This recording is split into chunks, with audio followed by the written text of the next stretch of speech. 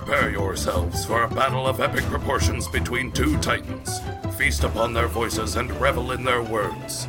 This is Dueling Ogres.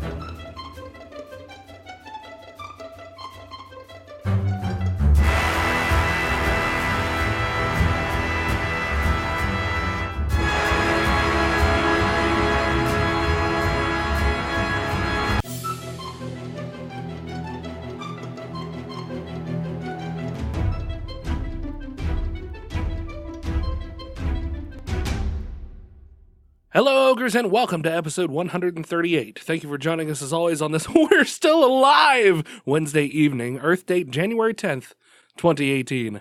I'm your host, Remington Hitchcock, and with me, as always, is my co-host, Brandon Full. What is shaking, Brandon?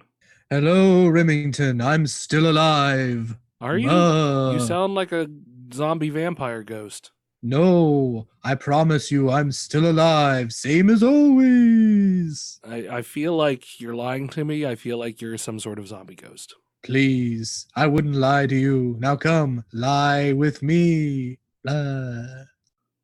What? Blah? Blah. Okay, so clearly you're some sort of vampire ghost. I'm just joshing. It's me, Brandon. You're just pulling my little chain there. I'm just yanking your spooky chain. Yeah. Halloween's over, Brandon. Halloween's more than a year away. That's spooky. Or less than a year than away. Less than a year than away. Don't make fun of me. Clearly you're sick. We've talked about this before we started recording, that you are sick, right? Yes, I am ill. I'm straight illin'. How much cough syrup have you drank? Listen, what I do in my spare time is none of your concern. I actually, I'll take things, but I don't take a lot of things, and cough syrup doesn't really make me loopy or anything. Yeah. I mean, I've had many, many years to get over the side effects from cough syrups. I've been sick a lot in my life. Yeah, you're pretty much constantly sick in one way or another. No, I used to be, though. I think you have just like a degenerative disease. Like cancer? Are you saying that I have cancer? I'm not saying you have cancer. You're just not saying that I have cancer. I'm not, I didn't specify anything. I didn't say cancer. You said cancer. Fair enough. Plus, I don't think cancer is actually a degenerative disease. No, that would be like Alzheimer's or Lou Gehrig's. I am saying you have Lou Gehrig's disease, though. Oh, thanks. Okay, great. It Awesome. means you're going to be great at baseball. Yeah. Don't think it works that way. I think it's the exact opposite of that, in fact. Isn't that how Angels in the Outfield worked? Or no, what was that? It would have been way better. What was that movie with the kid who broke his arm and suddenly he could play baseball really well? Rookie of the Year? Yeah. That was a good movie. Yeah, it was. I guess. Fucking weird, but okay. Welcome to Dueling Ogres Podcast. Yeah, where we apparently... Have you been listening to the 90s chick? That podcast actually stopped. Oh, is she done with it? Yeah, but the Facebook group is still active. So yeah, I've been kind of inundated with 90s nostalgia lately. I got you. Yeah. Yeah. But speaking of nostalgia, Remington, it's a new year. Yeah. It's 2018. Yeah. We're fresh off the heels of 2017. Yeah. Why didn't we record last week? Were we just busy? Was that what it was? No. Yeah, I guess. The day that we had to record, my girlfriend had to take my laptop to work with her. That's right. And I couldn't get my gaming PC to work. Right. And yet... But I got it fixed, so we're all good. And yet you're still, podcasting on the crappy laptop today. Yeah, because she didn't have to take it. Oh. What's wrong with the laptop? We've been recording on the laptop for a year now. A year? Probably. I mean, is that why? I don't know. You got nothing. What? Nope. Nope, I got nothing. So did you do anything for your New Year's? Man, that was like a week and a half ago. I don't even remember. Because you got so lit? Yeah. Fam? Yeah. Dude, I almost didn't even watch the ball drop. Like, I was so tired. I was like, all right, I'm getting ready to go to bed. And she's like, don't you even want to watch the ball drop? I was like, oh, is that tonight? I was like, all right. So I sat there and I waited for the ball to drop, and it's like 10 seconds and she's in there playing Hearthstone. And I'm like, hey, you've got like 10 seconds to get in here.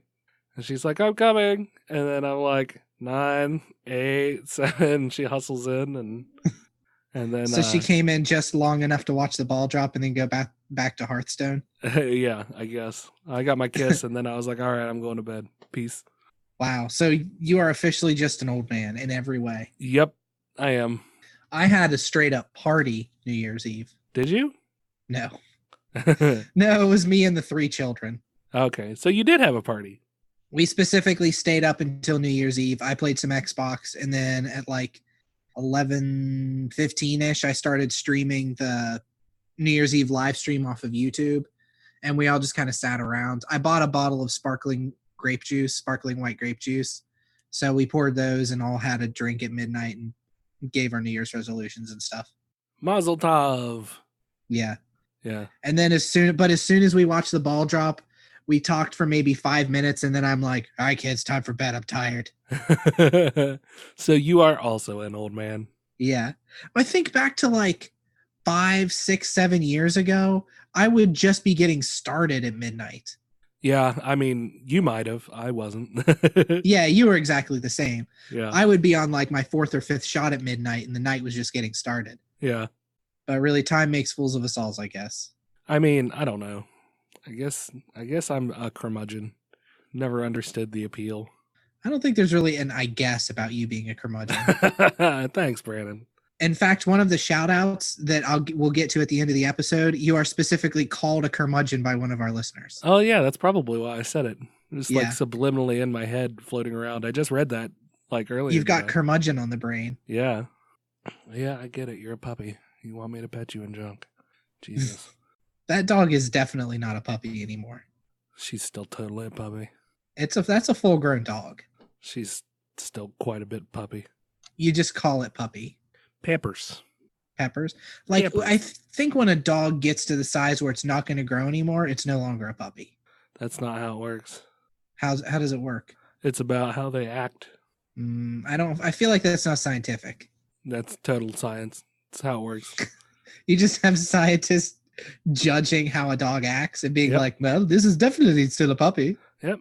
Oh, look, it still has that livelihood, that gleam in its eye. It's still a puppy. Look at me in my science jacket passing judgments. Yeah. Fucking scientists. Yeah. They're a bunch of jerks. I know. What's science ever done for anybody? Get out of here. I Take don't your know. test tubes, shove them up your ass. Speaking of science, though, Yeah. should we jump into some stories and stuff? Yeah, let's do it. Okay. That sounded disingenuous, but I'm totally genuous.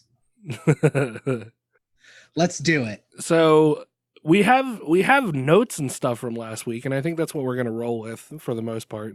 Brandon's got Yeah. a little bit of things from like this week, yeah, Yes. which is fortuitous. So, So that way this you're is not. just going to be a barrage of notes then? No, I mean, so did you hear about the World Health Organization and how they now have an entry for quote unquote hazardous gaming, Yes, I believe so. and they're calling it a gaming disorder? Yeah, I did read that story. So, hazardous gaming refers to a pattern of gaming either online or offline that appreciably increases the risk of harmful physical or mental health consequences to the individual or to others around this individual. And gaming disorder is characterized by a pattern of persistent or recurrent gaming behavior, which may be online or offline, impaired control over gaming, increasing priority given to gaming to the extent that gaming takes precedence over other life interests or daily activities, and continuation of escalation of gaming despite the occurrence of negative consequences. So it's making gaming effectively an addiction. Yes. Giving it a classification of addiction. I think that's fair. I mean, you have stories. I've known people who get really, really, really into gaming. Yeah. And I mean, I suppose that to a certain extent, I guess anything could become an addiction if you want, if you tried hard enough. Oh yeah, when it is a detriment to your life, but you continue to do it even though it's ruining something, Yeah. that's an addiction. But like, you'd think that somebody, like in this particular instance, you'd think somebody would just care enough to come in and be like, listen, Fuckface. How about you put down the fucking controller and get outside? Oh, you're not going to do that? All right, I'm just going to fucking take it. Yeah, but that's not how addiction works. Yeah, but I mean, it's not like I know in a chemical sense that's not how addiction works, but in a physical sense it's a lot easier to control that. Yeah, but there's a lot more there mentally to somebody who spends so much time in a game or spends so much time gaming to the detriment of everything else in their lives. There's a lot more wrapped up in that person's psyche to deal with than them just being addicted to games. Yeah, just but taking I mean, the controller away isn't going to fix anything. Well, yeah, but I mean, it would be a start, you know? And maybe not calling him fuckface either. I mean, I don't know. To me, a physical dependence like that, see, like addiction in every other sense seems to be a chemical dependence. Like we have the alcoholism or we have an addiction to, different chemicals, whether somebody be addicted to meth or somebody be addicted to, methamphetamine, or I said meth. Meth or methamphetamines. Yeah. Or caffeine addiction or a nicotine addiction, Yeah. So all of these are chemical addictions. So like, can we list any other like physical addictions? Sex. Okay. Gambling. Okay. Yeah, I can get there. Okay. Dog fucking. Whoa. It probably falls into the sex category, I guess. That's true. I was getting a little too specific. I'm sorry. I just speak from personal experience on this. Right, yeah. So, okay, I guess I can get behind you on that. It's one of those on things, the dog thing? Yeah, on the dog thing. Get right behind me. But no, a physical addiction, like... Yeah, well, because it's affecting your dopamine receptors. It's affecting, like, that pleasure part of your brain. But yeah, I guess I can get behind you on the, not the dog thing, but the release of dopamines and all of that sort of thing. Yeah. Well, and I think the unique thing with gaming is that it transports you into another world when you're really getting into gaming, and you have, like, I know it's a cliche thing to reference now, but in like the Korean cafes where you have StarCraft players who were up for 2 and 3 days, 4 days straight and just die. Yeah. From shock from playing in these cafes, that's addiction, and you're escaping into these worlds.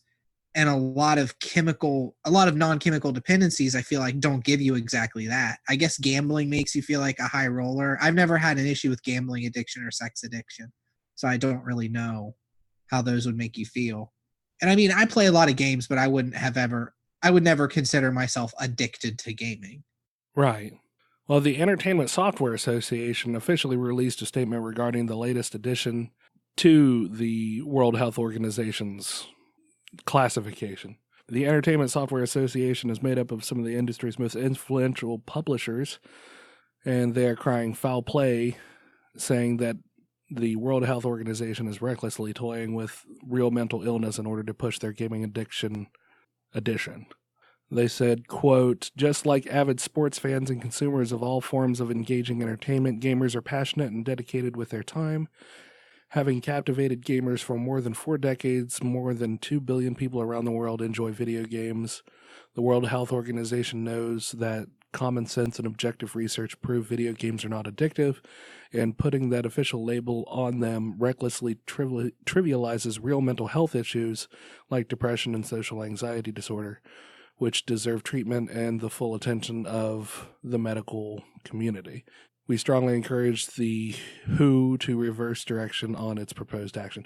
So, I mean, do you think gaming addiction, if we were to take that into account, because, we talked about gambling addictions and we talked about sex addictions, but do those stem from other mental health issues?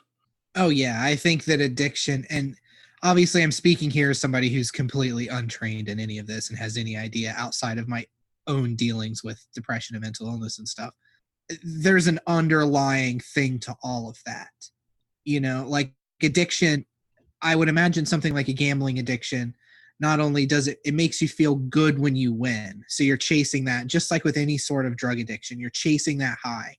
You're chasing that feeling again.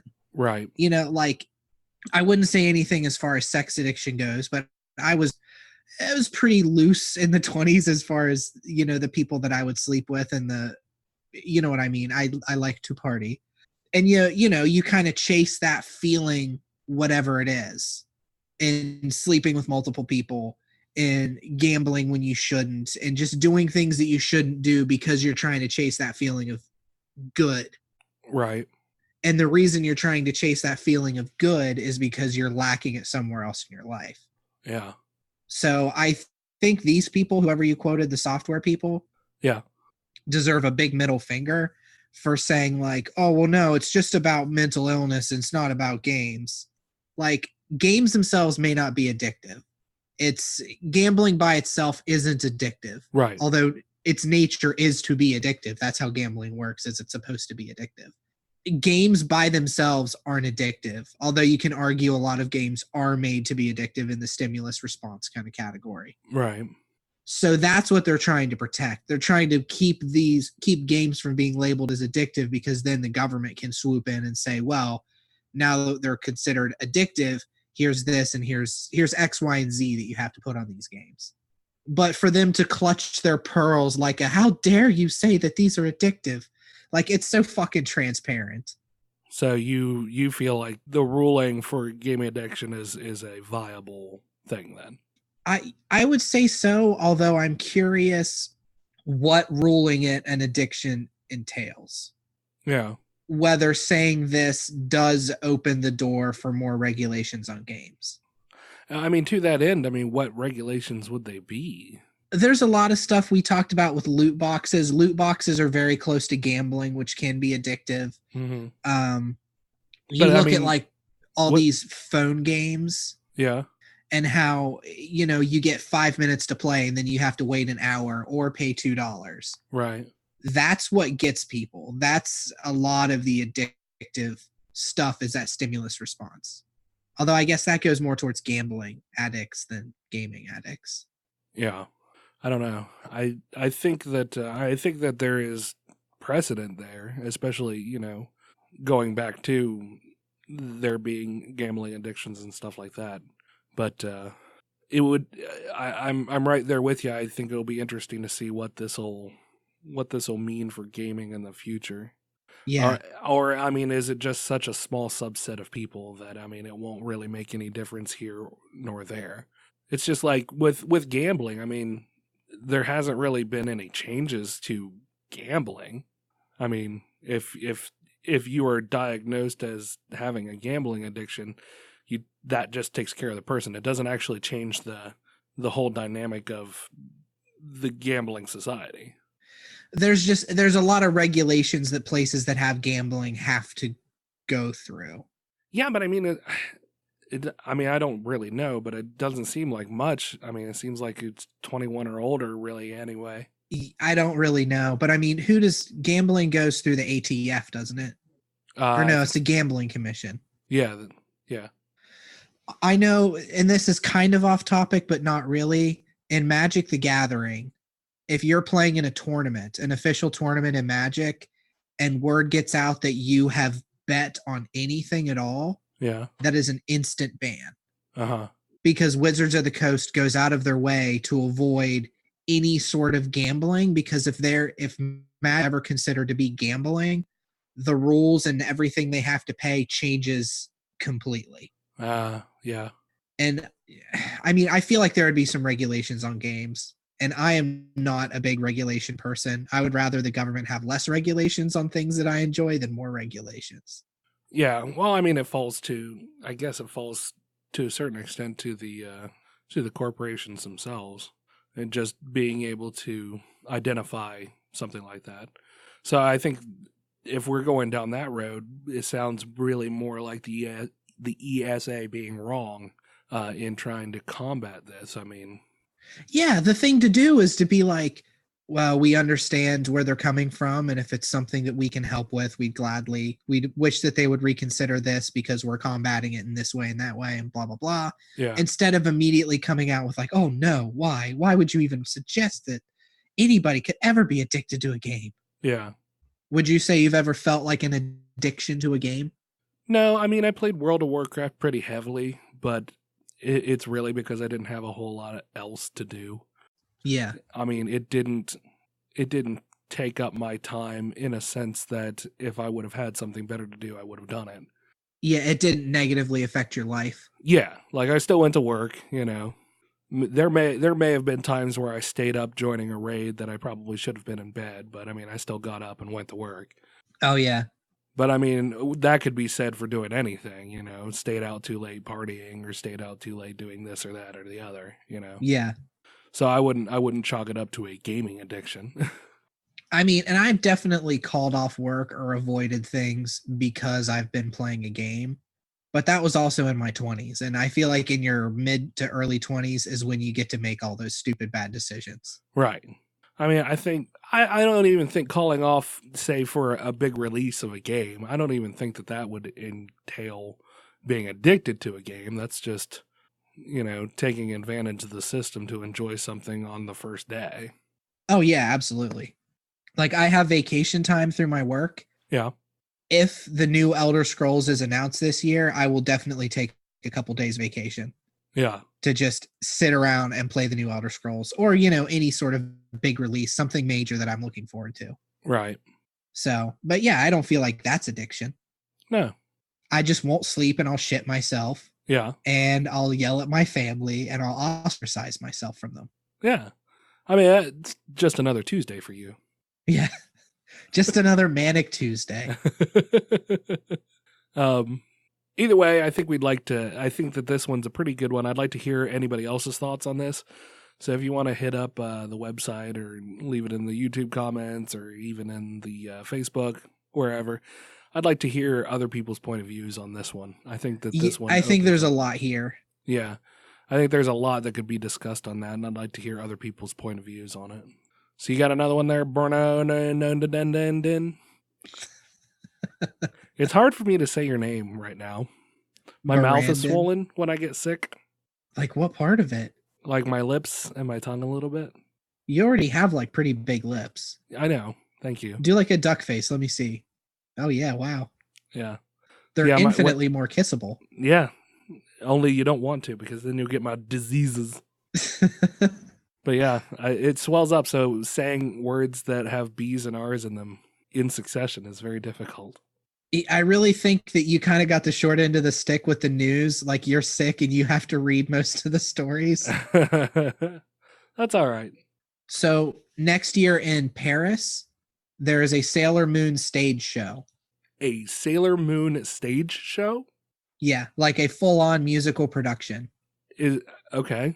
Huh. It is part of something called, and I'm pronouncing this wrong, I'm sure, Japonisme 2018, which is a project that's celebrating 160 years of French and Japanese friendship. Okay. So there's apparently going to be a lot of things going on in Paris that are showcasing Japanese culture. Was Sailor Moon a big thing in France? No, Sailor Moon's a big thing in Japan. Well, yeah, but I mean... So it's called Seramu, Seramu, Seramyu. Okay. Seramu. And this is the 25th anniversary of Sailor Moon. Okay. Here's what's fucked up about this whole thing, though. Okay. There has been a Sailor Moon musical every year. Huh. This isn't anything new at all. I saw this story like, this will be funny to talk about, a Sailor Moon musical. That's weird. No, there's been a fucking new musical for every season of Sailor Moon. Huh. That's weird. Yeah, apparently it's huge. Yeah, well, I mean, I knew the Sailor Moon has been, it's kind of that staple of, like, anime. Like, everybody knows Sailor Moon. Yeah. And fighting evil by moonlight, winning love by daylight. Never running from a real fight. She's the one. Yeah, Sailor Moon. Sailor Moon. Yeah. Like, there are compilations of, you can find the beginning song and listen to it in all of the different iterations. Like, there's a compilation video on YouTube. It's pretty interesting to see all the different iterations of the different languages and how all the tunes are pretty similar, but there's Not just quite. like these very small differences between them. You can actually look up video. You search Sailor Moon musical, and you can find live clips of the Sailor Moon show throughout the years. Yeah. One of the biggest songs I've seen is La Soldier, LA space soldier. Yeah. And it's pretty catchy, gotta say. I don't know. I've never. It lends itself well, I think, to a stage performance. They have the bright colors. You can tell who they are from far away. Yeah, the movements themselves. I mean, all of their transformations are very dance oriented. It seems like, and Yeah. fancy poses and that sort of thing. Wow. Sorry, I just looked up more of the Sailor Moon musical. There is some fucking stage production going on. Oh yeah. I would actually like to go see it, and I can't say I've never seen an episode of Sailor Moon because I'm sure at some point in my life I've watched an episode or two. Right. But I know nothing about Sailor Moon outside of the one podcast episode we recorded where we were joking about doing Sailor Moon transformations. Yeah. But the stage show looks fantastic. So if you're in Paris, if you're listening in Paris, go see Sailor Moon. Or just Google it and pretend you're in Paris. I was actually watching stage performances of Shrek the other day. What? Yeah, there's a stage performance of Shrek, like the first movie. Just as a musical or? Yeah. Huh. It's pretty weird. What led you down this road? What led you to this dirty crossroads to make a weird deal with the demon? I have no idea. I have no idea how I landed on it. I think I may have just saw it on an ad or something out of the corner of my eye, and I was like, wait, there's a Shrek musical? And then I was like, no, I've heard that there's a Shrek musical. I wonder how it is. So how was it? It was pretty interesting. Like I said, it was a little weird. I watched a few different performances by different people. Some were it's less creepy looking than I thought it would be. Some were a little higher production than some of the other ones that I watched. So that kind of put a different dynamic on it. If you search Shrek musical on YouTube, the very first one is a Broadway production. Yeah. I guess that's what you would want to check out, is the Broadway version. Yeah, absolutely. And not like just see some creep at a children's auditorium performance. Right. Just exactly. green paint and lederhosen. Yeah. Brandon, you are familiar with Obsidian, right? Obsidian Entertainment? Yeah. They're the ones who are they did Fallout, New Vegas. Yeah, they did New Vegas and a lot of like point and click adventure games. Yeah. KOTOR. Yeah. 2. Not point and click adventure games. Listeners know what I'm talking about, probably. So I guess Obsidian is going to be releasing a new title, but they're going to be releasing it under Take-Two's private division label. And Take-Two has been known that they are working in microtransactions into all of their games. So the question is the new Obsidian game going to be working microtransactions into the title that they're working on? So from a forum post, Obsidian says that their game will be microtransaction free and that they are getting full creative control of the new game. But I mean, do you think that there may be some sort of a push from Take-Two to incorporate microtransactions, or do you think that Obsidian is a big enough label, that a big enough developer, that they can dodge the bullet on this? Obsidian isn't a huge developer. Obsidian's name carries some weight because of KOTOR, and they did Neverwinter Nights 2 also. So as far as RPGs go, their name carries some weight, but they're not a big studio.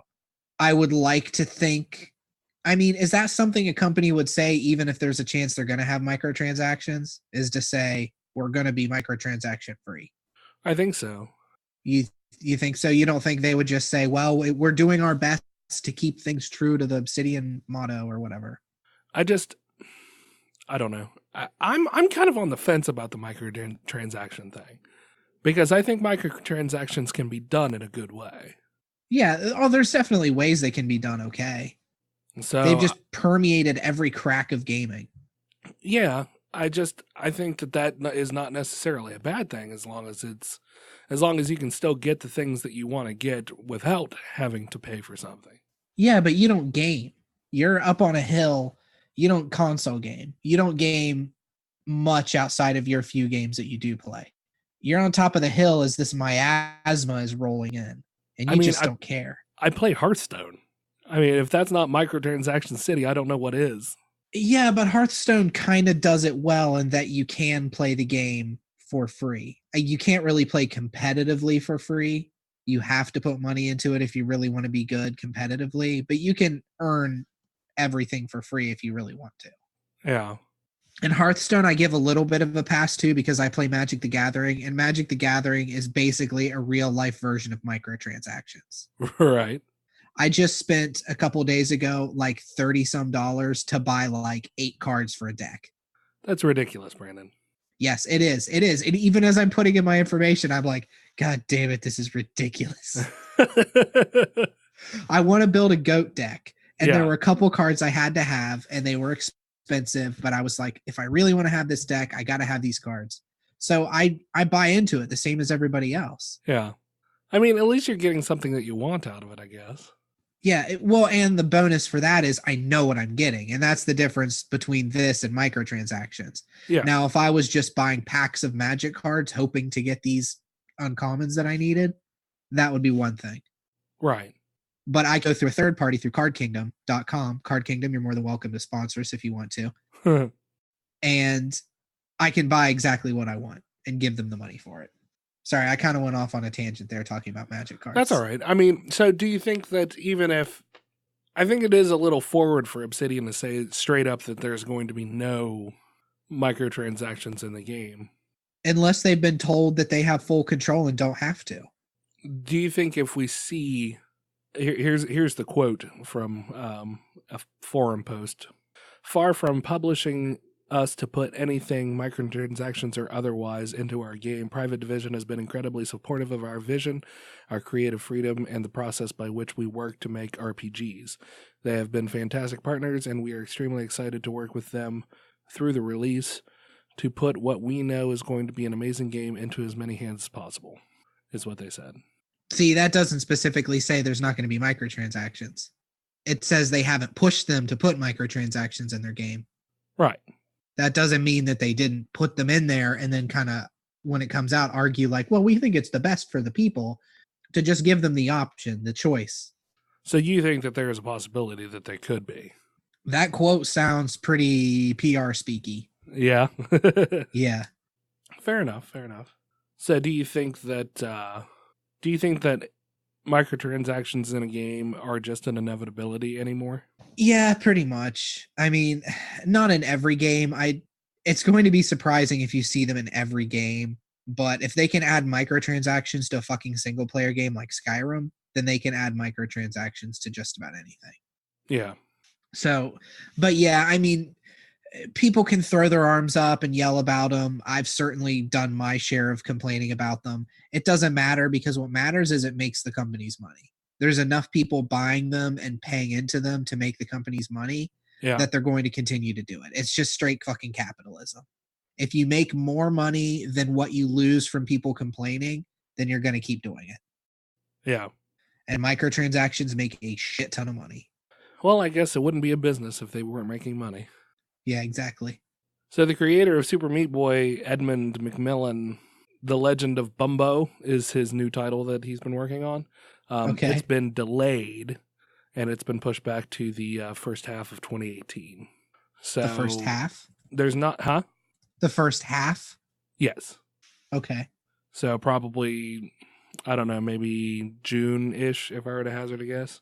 The delay is due to McMillan and co-developer James Id having expanded the scope of The Legend of Bumbo since its initial announcement in 2016. McMillan promises to share more news and teaser trailers from the game sometime in February. There's not a whole lot that's known about it. We know that it's some kind of turn-based puzzle RPG.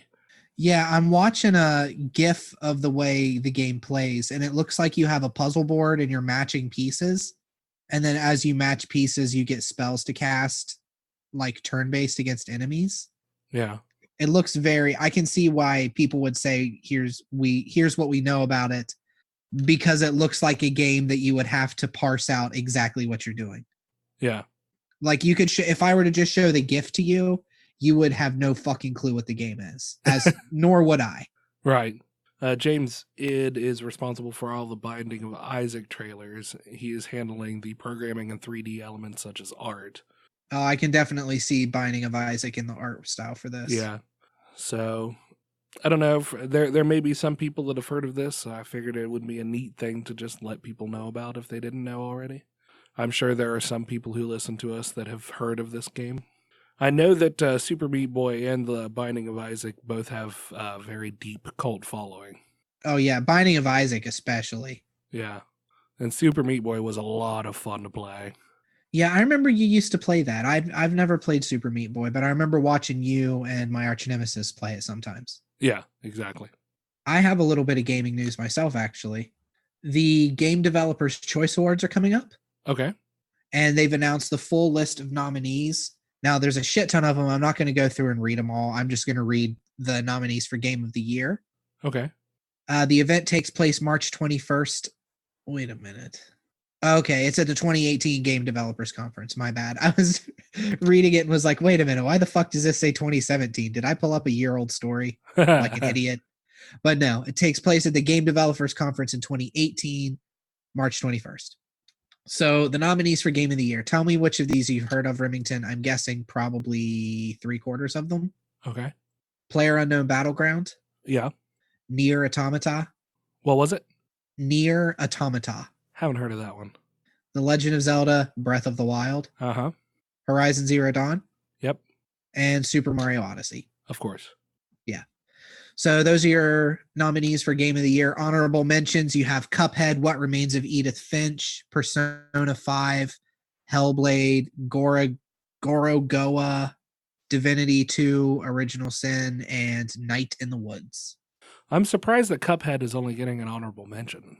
I mean, to put Cuphead up against like Breath of the Wild or Horizon Zero Dawn would be kind of stupid. I mean, why, though? For Game of the Year, Yeah, because, I mean, there was a lot. I mean, all of the scenes and stuff were drawn. yeah, but you have like Cuphead is nominated for Best Audio. The studio that made Cuphead is nominated for Best Debut. Cuphead is honorable mention for Best Design, which I think is a little bit of a loss there. Cuphead should be nominated for Best Design, especially every game that was nominated Best Game of 2017 also is nominated for Best Design, which I think is kind of a wash. PlayerUnknown's Battlegrounds, I have kind of a hate of that game anyway. Yeah. But it's just designed like any other fucking action game. There's nothing special about the design of the game. Cuphead definitely should take that. Or What Remains of Edith Finch. What Remains of Edith Finch is a beautiful game. Yeah. Yeah, I don't know why. I mean, I guess I could see why PlayerUnknown would get Game of the Year because, I mean, it does have a huge, like following and there's multiplayer in its community. And yeah, I get that, I suppose. But well, Best Design is different because Best Visual Art, Cuphead is nominated for that. Yeah. And Cuphead would have to win Best Visual Art, though. Oh, yeah. It's just, I mean, just that style is so beautiful. Yeah, they did a really good job. And they managed to get out. There's a lot of games that are announced and then don't make it out. Or when they do make it out, they're really shitty. Yeah. And Cuphead had become kind of this joke because it was announced in like 2013 or 2014, I think. Yeah, something like that. And then you just barely saw anything about it. And then when it did come out, it's like, bam. And I love those kind of stories where you're expecting something to be bad because most of the time when something takes that long, it is kind of bad. So for it to just come out and hit the ground running and sell as much as it did for being an Xbox exclusive and be this huge streaming phenomenon, at least for a while, was pretty great. Yeah, I watched several people play through it.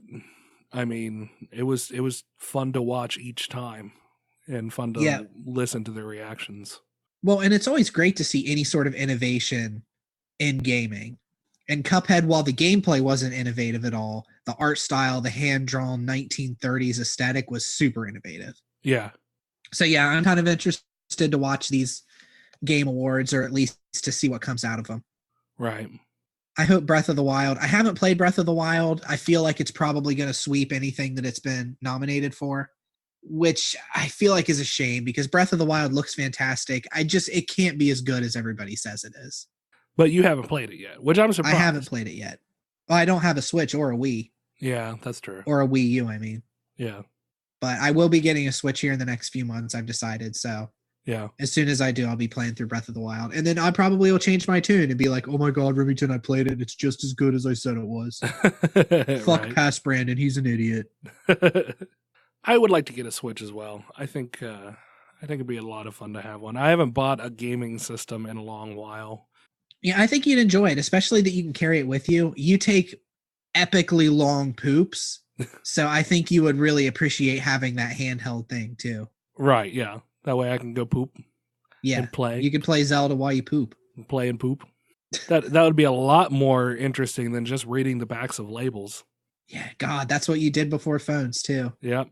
But at least I know how to spell chlorofluorocarbons. How do you spell it? CHLOFO. You're really going to make me do this while I'm sick? You said at least I know how to spell it. I do, but I don't want to think listeners. About it right now while I'm sick. Okay, that's fair. As soon as you're not sick anymore, you're coming back and you're spelling chlorofluorocarbons. Okay. We'll hold you to it. All right. What is this, episode 138? Yeah. So episode 142.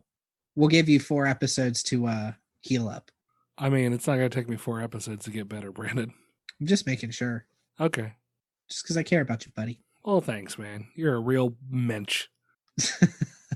So Tabby's star, you remember Tabby's star? No. Okay, Tabby's star is the one that there was this, it was the one that was showing these weird instances of dimming, and people thought that it might be an alien megastructure. Oh, yeah, okay. Yeah, it turns out that it's not an alien megastructure. What is it? Just dust clouds. Yep. Well, okay. Yep. Just the biggest letdown ever. Meanwhile, last episode, I dropped knowledge that there's actually aliens on Earth and you don't give a shit. Yep. But this is the biggest letdown ever? I mean, yeah. Listen, man. We have an alien megastructure that turns out to just be dust. Yeah. I mean, they still don't know where the dust is coming from, so there's still mystery there, I guess. It's just space dust. Yeah, I mean, Whatever. Space dust can come from anywhere. Who cares? Yeah. Dusty planets, dusty space boots. So Tabby star is about 1,300 light years away. It's an F3 main sequence star, which means it's a stable star fusing hydrogen into helium in its core. It's more massive, bigger, and hotter than the sun, and its luminosity is about 4.7 times the sun's. And the strange dimming is just probably dust. Well, that's a big letdown. Yep. So there's your disappointing news, but at least there's still probably aliens, according to Brandon. And according to a retired Pentagon official, but you know, what the fuck does he know? I don't know. I mean, he I saw his picture. He's pretty lame looking. He looks like the lead singer of Smash Mouth. Yeah. But speaking of officials with secrets, Remington, Gillian Anderson has announced that this will be her last season of the X-Files. Oh, really? Yeah. The newest season 11 of the X-Files just came out. Yeah. Last Tuesday, I think. Yeah, something like that. We started watching it. That's weird that she all this time in between for her to come back, and then I mean, I suppose that they're working up to passing the torch, but yeah, I hope that's not what they're doing. Oh, really? You don't think that just passing the torch would be something that would be worthwhile? I don't know. I mean, I can't say I was an X-Files super fan. Yeah. I've seen maybe a quarter of the episodes. I did watch all of last season and really enjoyed it. Yeah. But I feel like X-Files should kind of live or die with Mulder and Scully. Yeah. To do a passing the torch and have like X-Files, the younger generation, is just nothing I'm super excited about. Right. So I'm going to get into a little DC news. And this is regarding one of the new Batman episodes, Batman Comics number 38. Okay. That one just came out pretty recently, didn't it? Yeah. It's out now. So this is going to get pretty spoilery. So if you are in the market for reading those, you may want to tune out for a few minutes. But in this issue, Bruce finds himself consoling a young boy named Matthew after the death of his parents. So his parents were killed. Naturally. Well, this boy, his name is Matthew. He is also well-to-do, so it's very kind of mirroring the Bruce Wayne story. Okay. So Matthew has a butler. His butler's name is Taylor, and he's trying to console Matthew and trying to help him work through. And Matthew mentions that his father and him used to joke about calling him Bruce Wayne. He would call him Master Bruce every once in a Okay. while. So there's this kind of a joke between him and his dad. Well, Batman starts to investigate some murders, and these murders, they seem like they're a couple of different bad guy villains, like Zaz or Two-Face, but the patterns are slightly off. Is that So how you it's made to look like a murder by Yeah. Two-Face, or made to look like a murder by Zaz, but it's not. Yeah. And am I saying that right? It's either Zaz or Zaz. I'm not sure, but yeah, you're pronouncing it close enough. Yeah. So Batman, being the master detective that he is, he finally tracks these murders because they're slightly off from the patterns that Two-Face or Zaz would have. He tracks them back to Taylor, the butler. And then eventually he gets to the point where he finds out that it wasn't really Taylor behind it, but Matthew. So he finally goes to... And Matthew's the little boy? Yes, Matthew's the little boy. Okay. So he finally confronts Matthew in the graveyard where his parents' tombstones are, and he's scratching out the names of his parents and scratching in Thomas and Martha Wayne. Oh, so he wants to be Bruce Wayne. Yeah. And then he turns around and looks at Batman, and he has Martha and Thomas etched into his face as well. Ugh. Yeah. So blood streaming down his face, and it says Thomas and Martha. So Batman is confronting him, and he's trying to talk him down. He said, "I talked to your man again. I found more lions. He found another story about a boy who loved Bruce Wayne, who wanted to be Bruce Wayne, who ordered his butler to make him into Bruce Wayne. You can't understand. When your parents die, that kind of pain, what it does to you. It's always there, scratched into you." And that's when he turns around and you can see Thomas Wayne in his face. Okay. You don't understand, Batman, because you're part of them, part of the dark. You haven't suffered like me. I was so scared, but it's okay to be scared. Just means to get a chance to be brave. Matthew, you need to come with me. I can help you. Don't you know who I am? Master Bruce doesn't need help. I help others. I'm inspired by my parents to save everyone. Listen, you're sick. You're sick. The freaks are sick. Gotham is sick. Master Bruce is the cure. Huh. So, yeah, just a little crazy kid. And So I'm does sure... the kid get away? Huh? Does the kid get away? I really don't know. I think that'll be kind of the, like I said, it gets into spoiler territory, just me talking about it like this, but I don't want to give too much away because it's a very interesting turn. So he had his butler kill his parents, so he would be more like Bruce Wayne? Do what now? He had his butler kill his parents? No, I don't think that he had his butler kill his parents. I don't know. He may have. So I don't know. You'll have to read the full comic for that. Ooh. Yeah. So again, that's Batman number 38. Should be on. I might actually check that out. On shelves right now. Yeah, I haven't bought comics in a while, but I'm kind of curious to grab that one and the next one to see where it goes. Yeah, maybe we could talk more in depth into it. So Batman, if you're listening and you want to sponsor us, feel free. Right. Listen here. I don't sponsor nobody. Oh, Bat Bloke. Oh, not nobody, not anywhere. You are a lovable scoundrel. Mm-hmm. You got another one for me? While we're still in superhero news, this is just a real quick one, but Black Panther has sold more advanced tickets than any other MCU property so far. Oh, really? Yeah, beating out the previous winner, Captain America: Civil War. Huh. Well, that's cool. I wasn't sure. I'm not all that excited for Black Panther. No, I think Black Panther looks really cool, though, genuinely.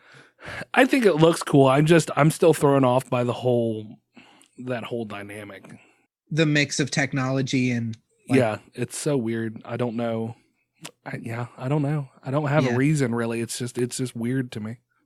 But I'm sure it'll be good. I mean, Marvel has yet to really put out something that hasn't been. It blows my mind that it sold more advanced tickets than Captain America: Civil War. Yeah. Because Captain America: Civil War was the one where they fought. Where all the superheroes fought each other. Yeah. I don't know. I think now that they've established that, that head-to-head combat sort of thing, I think now it's just icing on the cake when we're getting more and more stuff up until we get to the Mad Titan. Well, and I think that Black Panther is the last movie before Infinity Gauntlet. Yeah. or Infinity War. So Yeah. I mean, I'm definitely excited about Infinity Wars. yeah. And Black Panther isn't something I'll see in theaters because I don't really see movies in theaters that often. Yeah. But it is something I will buy. I've taken to buying the Marvel movies on Blu-ray when they release. Like Yeah. I'll buy them digital, and then if it's one I like, I'll grab it on Blu-ray to have. Right. Because I'm terrible with money and buy things that I don't need for absolutely no reason. Right. Yeah. Mm-hmm. Yeah. Also, while we're on the topic of superheroes, Remington, I can go ahead and wrap up with your thoughts on what you think about The Tick. Oh, yeah. The season 2 or quote season 2 other half of season 1 trailer dropped. Yeah. What did you think of it? It looks very fun and very funny. And the very tail end of the, we'll have a link to the video down in the show notes.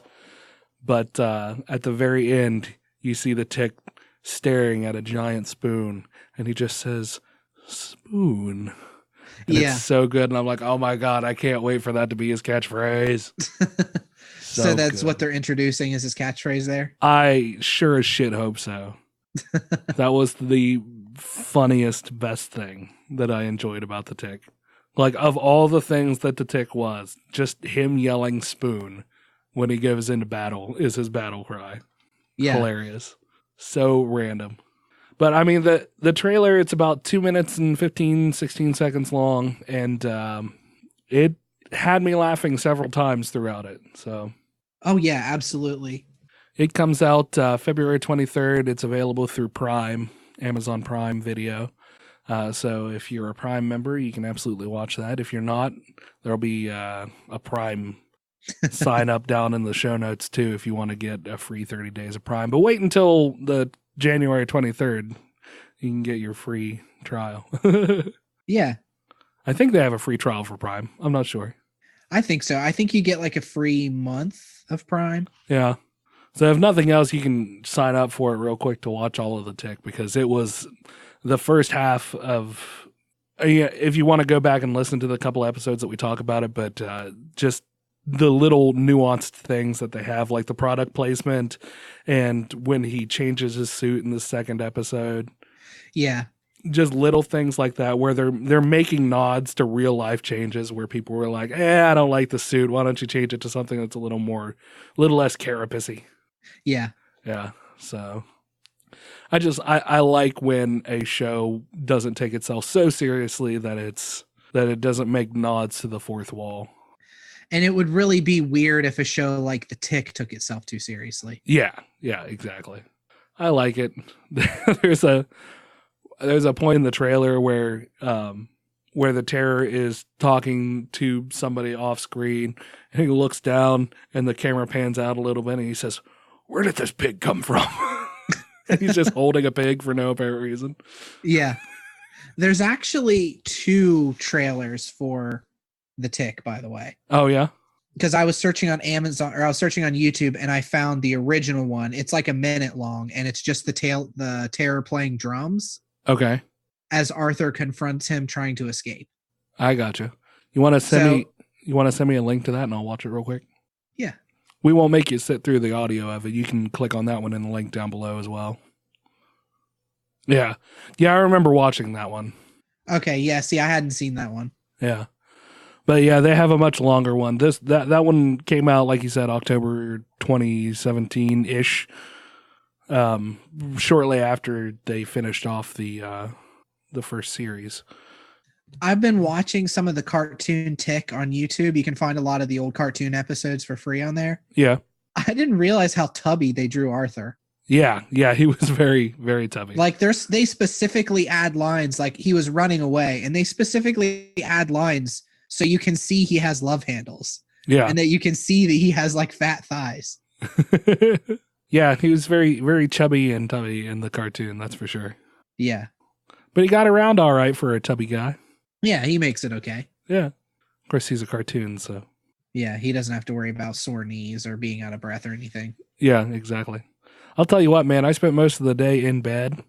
Uh-huh. I was running a temperature of 102 at the height, and my back is freaking sore just from laying in bed all day. Damn. It's the worst thing. Yeah. Well, you just started a diet, didn't you? I did. What is it you're doing?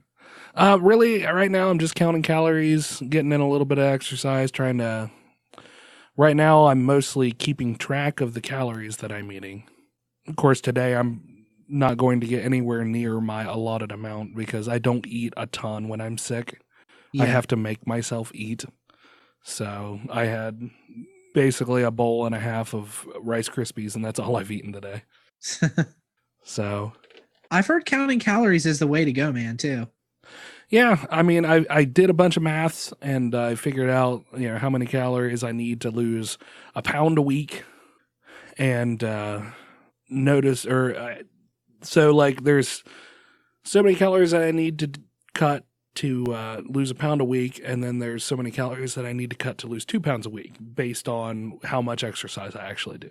So pound a week with no exercise is like 2377 calories, and a pound a week or 2 pounds a week with no exercise is 1877. So it's like 500 calories difference or so. Yeah. 18 is a very small amount of calories. Yeah, it is. So my thought process was, well, since this is based off of me doing no exercise, then I'll do 5 days worth of exercise that equates to 700 calories of burning a day. Okay. So that'll make up for the calories that I'm not. Do you see what I'm saying? Yeah, I gotcha. So if I burn 700 calories in 5 days of workout instead of 500 in 7 days of workout, because I figured I'd give myself 2 days of not working out. Yeah. So yeah, you don't want to burn, especially with not working out at all. You don't want to just like jump in and burn yourself out immediately. Right. And really I'm working myself up to that exercise as well, because burning 700 calories in a day, that's a shit ton of exercise. It is. It's a lot of exercise for somebody who doesn't exercise at all. But I have a whole day to do that, Yeah. So a little bit of exercise here, and then a little bit more here, and then a little bit more here. And I'm working up to it. I'm not just straight up jumping into 700 calories. I'm keeping it realistic. I know that I'm not going to not just jump right into burning 700 calories. I know that that's not possible. Yeah. That's a lot of exercise. Yeah.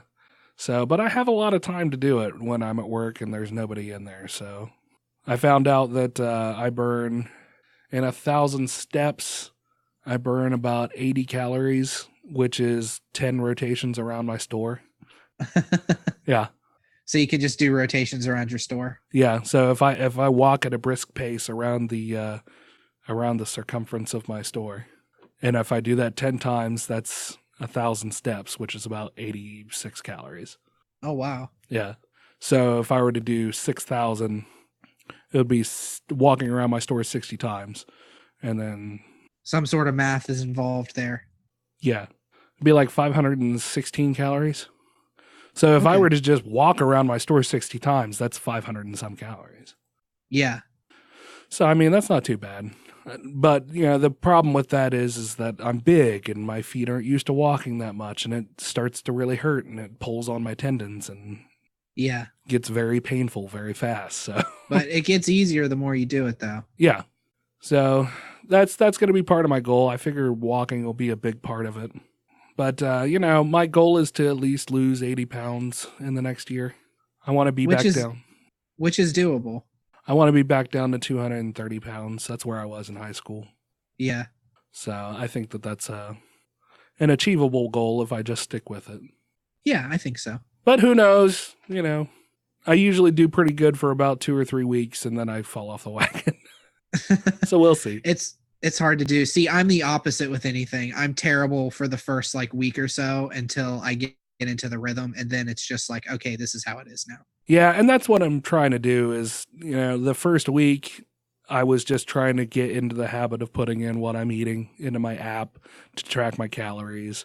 And I didn't worry too much if I went over a little bit or if I was a little under, because I have gone under where I didn't quite eat 2377 calories. Yeah. So, and I've cut regular soda out. I've been drinking a lot more water. Right now I'm drinking some Diet Sunkist, but that's just because I am addicted to caffeine. So, yeah. Well, and water definitely will help with that too. Yeah. And I've been doing a lot better with just drinking water, which is very difficult for me because water can tend to give me heartburn. Uh-huh. Because I'm really weird. Your body just doesn't know what to do with water. Yeah, apparently. It's just like, burn him, I guess. Yeah. Just burn it. Are you drinking holy water? Is that the problem? Yeah. Yeah. I don't know how many times I've told you to quit drinking stuff a priest gives you. I can't help it. I mean, priests are so nice. I can't think of anything bad a priest has ever done. No. There's nothing I like more than having my weekly visit from a priest. So, do we have anything else, or are we done? No, I think we're done. I know that this episode was a little wonky. I mean, hopefully I can make it sound a little more fluid in editing.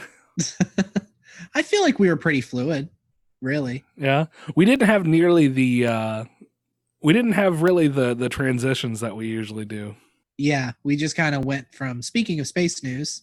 Yeah, we were kind of all over the place. There was no what do we call that? Segues? Yeah, there was really no segues on this episode.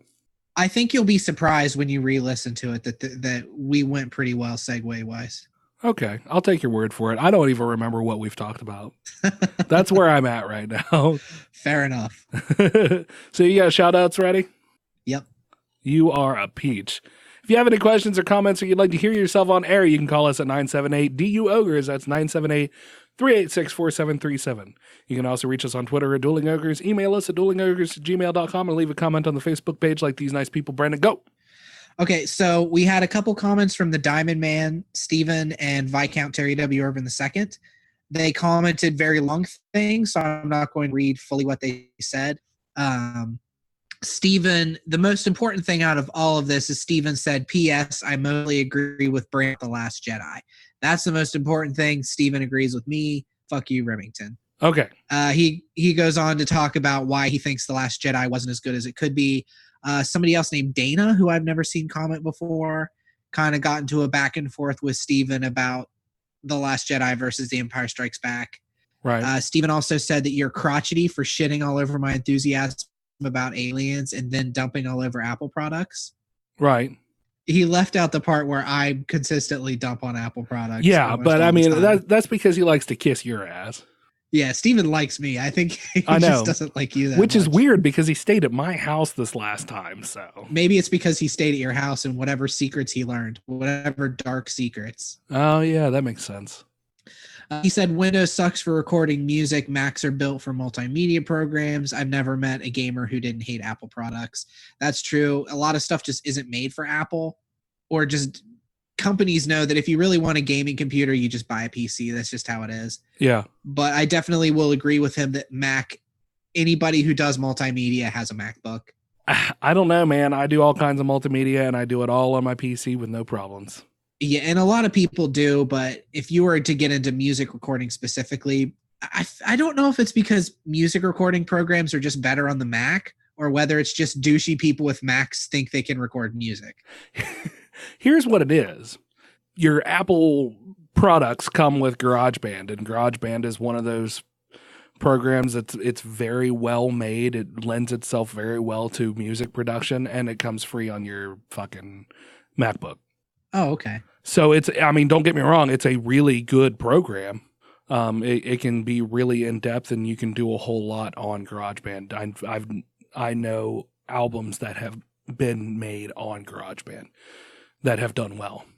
So to that Steven, end, what? Go ahead. I was going to continue on, but you finished your thought. I'm sorry. So to that end, I mean, in the sense that with a MacBook, you get a program that is perfect for, doing that stuff, and you don't have to pay an extra thing for it. Yeah. Yeah, Mac's great for that. And it works really well on it because it's specifically designed for it. And the best part is you can brag about how you mixed it on a Mac, like every other MacBook user who mixes music. Exactly. So, did you know I made this on a Mac? Yes, yeah. We know you made it on a Mac. Fuck your Mac, Steven. And speaking of recording music, though, we will put a link in our show notes. Diamond Man Stephen Hines just released a 6-song EP through Bandcamp that you can go and check out. So we will plug that. It's good. I've listened to songs. I haven't bought it yet. Sorry. But I have listened to the songs that are on it, like the demos that you can listen to. And I like it. So I keep meaning to pick it up. I just forget to. Yeah. because we're terrible at supporting people. What would you call it? It's kind of a It's punk. Yeah, it's like a grunge punk almost. Yeah. Yeah. Gunk. Yeah. Grunk. So if you like that kind of gritty grunky sound. Yeah, that gritty punk sound. Yeah. I've listened to or a couple punch. of them. Yes, grunge. Yeah. That's pretty good. No, there'll be a link in the show notes for it. Yep. Viscount Terry W. Irvin commented on the ogre picture from last week with the glaive. Yeah. And said that came from the 1970s vintage movie Sinbad and the Eye of the Tiger. It was called a troglodyte and not an ogre. And then he put a link to a troglodyte fighting a smilodon. Yeah. Which was pretty awesome. Yeah. I watched it, and the stop motion looked pretty good. The stop motion movies were always just... That's one of those things that always really interested me. I really liked watching the... what was it? Jason and the Argonauts. I was a huge fan of that movie. I really enjoyed watching that. Yeah. And funny enough, there is an episode of Gravity Falls where they have this stop motion. There's this episode where there is an old stop motion creator who lives in Gravity Falls, and his creations came to life, and they make jokes about how very expensive stop motion animation is, and the last big fight scene that they have is all done in shadows, so they didn't have to actually do it. It's really funny. That is cool. But yeah, that it was an expensive, time-consuming process, and to have that in there. But it was always really exciting to watch. I mean, that was the computer-generated creatures of their time. And finally, Viscount Terry W. Irvin II commented as well and said that with The Last Jedi, while it had its moments, he was largely disappointed, but he's going to refrain from commenting until Remington has seen it. He is with you, Remington, and that seeing aliens will have a far larger impact if it happens than reports on metallurgical alloys and such. Yeah. Take that, And Brandon. so Terry agreed with you on that one, which is fair. And I have to defer to Terry a lot of times because he's a very learned man. Yeah. And Just then like he me. also says Apple slowing down phones. He's glad that we came around on it, and it's a lame excuse. Yeah. So those are the comments this week. Thank you, everybody who has commented. Yeah. Oh, no, Molly. Oh, yeah. She left her own comment, though. Yeah, Molly doesn't leave it on the episodes for some reason. She leaves them on our page. So yeah, Molly commented, hilarious new episode. Love that Brandon Full had no idea how YouTube works. And also, can we talk about how Rim is basically a jack of all trades? Yeah, you really are, too. I think we've talked about that quite a bit. You Yeah. are kind of a jack of all trades. Yeah, jack of all trades, master of none. But, you know, there's more to that phrase. What's the rest of the phrase? Hold on. Jack of all trades, master of none. My favorite song, Janie's Got a Gun. Yeah. Which is interesting because that saying has been around for a while, and I don't think Van Halen wrote Janie's Got a Gun until way later. Yeah. That's not Van Halen. Who wrote Janie's Got a Gun, Remington? Some horrible band. The full quote is jack of all trades. A jack of all trades is a master of none, but oftentimes better than a master of one. So it's better to have a jack of all trades than it is to have a master of one trade. Yeah. Because the jack of all trades can think on his feet and make things work where it otherwise wouldn't. Think outside of the box, that sort of deal. So you're just going to rub that in people's faces. Yeah. Every time they're like, well, jack of all trades, master of none. This is a little extra for all of you listeners, since I'm on this page anyway. Blood is thicker than water. The blood of the covenant is thicker than the water of the womb. Basically, it means the exact opposite of what people think. So instead of blood is thicker than water, it's the blood of the covenant is thicker than the water of the womb. So the blood of friendship or a covenant is thicker than family. Yeah, exactly. Curiosity killed the cat, but satisfaction brought it back. Great minds think alike, small minds rarely differ. Money is the root of all evil. The original version is a little longer. The biblical phrase originally reads, the love of money is the root of all sorts of evil. There's a difference in making more money than you could possibly spend and keeping it. My country, right or wrong. This is often used to justify supporting bad wars. The original actually says, my country, right or wrong, if right, to be kept right, and if wrong, to be set right. That's awesome. Yeah. And starve a cold, feed a fever. I've only heard this a couple of times, and it could have multiple meanings just by reading it differently. Not only is it terrible advice, it's poorly quoted. The original states, if you starve a cold, you'll have to feed a fever. So it means the complete opposite. Yeah. Which I can say that being sick right now, it's kind of hits the nail on the head. I don't eat much when I'm sick. Fortunately, it takes me very little time to get over a sickness anymore. Usually a day or two, but I will consume considerably less. And if I'm really sick, sometimes I have to force myself to eat, even though I have no desire to, just so I can keep energy up. So Stephen Hines also added a picture of him wearing the Dueling Ogres Grease It Up and Slide It in Your Nerd Hole shirt. That one was, I love it. I put a comment of me wearing mine at work. So yeah, a heavily edited picture of you wearing yours. Yeah, I didn't want to show all of the background of my stuff at work, just me. Yeah. But put the real focus on you. Yeah, I had Derek take the picture for me, and I just edited everything real heavily. It's amazing to me to see something stupid that I said on an episode as a throwaway thing that I don't even remember the context for, really, now on a shirt that listeners are wearing. Those are the best shirts. Like, you didn't want me to make the other shirt. I don't even remember what you said now. You're like, the kissing must stop, I think. No, I didn't know. That one was different. We just dropped the ball on that.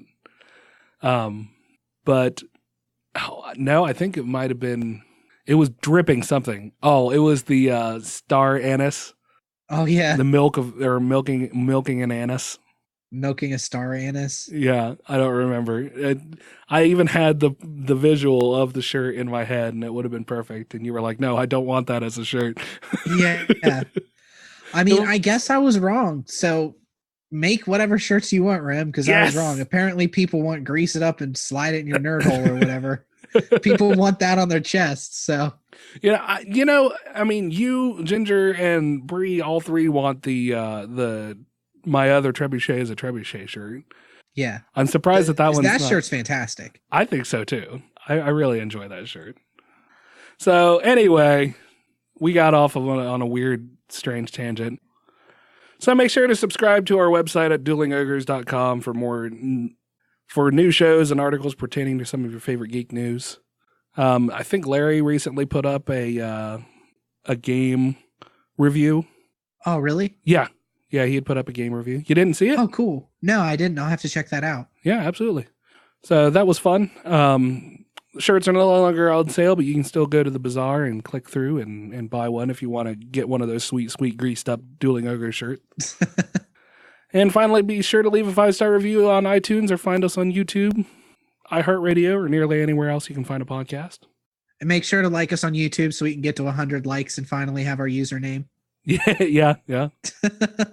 What's a YouTube? I don't know. You can, and I was even a little wrong too. You can actually just type in youtube.com/duelingogres.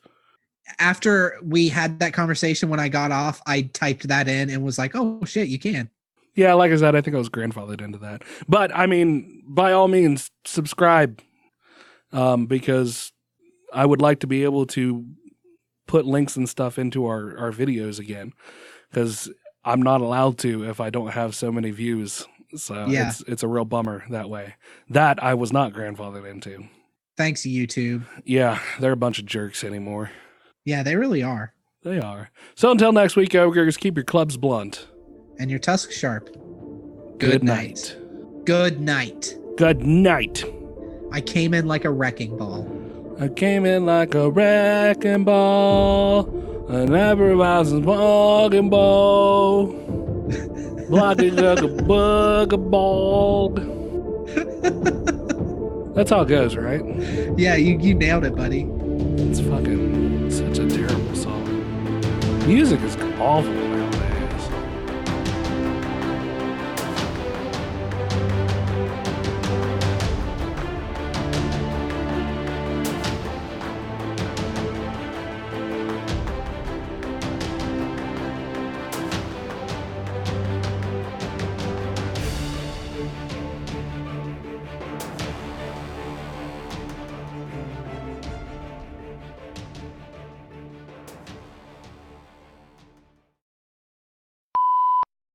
Still love me after all of this? Will you still love me even when I'm sick? Sure, man. You're a good friend. Yeah, squeeze that.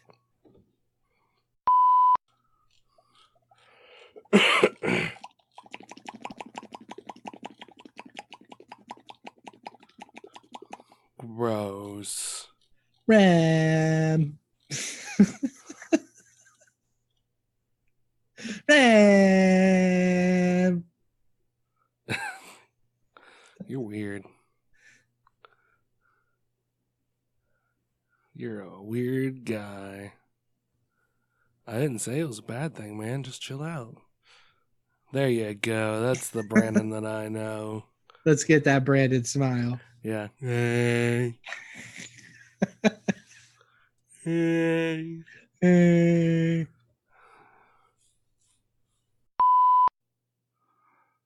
Brandon, and then Brandon, and then